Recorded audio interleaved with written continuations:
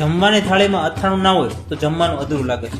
Same આવી રીતે જ્યારે પણ આપણને લેગ ક્રેમ્પ્સ અથવા પગમાં ખેંચ આવે છે ત્યારે આપણું શરીર અથાણું માંગી રહ્યું હોય તેવું લાગે છે. ચાલો જાણીએ કઈ રીતે. શું તમે પણ ક્યારેય પિંડીમાં ખેંચનો એટલે કે ક્રેમ્પ્સનો અનુભવ કર્યો છે? તો તમે એકલા નથી. એક રિસર્ચ મુજબ આશરે 60% લોકો પોતાના જીવનમાં એક વખત તો મસલ ક્રેમ્પનો અનુભવ કરે જ છે. આ ક્રેમ્પ્સ થવાના મુખ્ય કારણો શરીરમાં પાણી ઓછું હોવું, ખાસ કરીને ઉનાળામાં. બીજું છે શરીરમાં ઇલેક્ટ્રોલાઇટ ઓછા હોવા.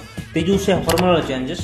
ચોથું છે બ્લડમાં સર્ક્યુલેશન ઓછું હોવું અને ઘણી વખત ઘણી બધી દવાઓની સાઇડ ઇફેક્ટના કારણે. આ તકલીફ ખાસ કરીને મહિલામાં વધારે જોવા મળે છે. જ્યારે પણ આપણને ક્રેમ્પ આવે એવા સમયે હળવો મસાજ કરો, નોર્મલ સ્ટ્રેચિંગ કરો અને થોડી હલનચલન ચાલુ રાખો.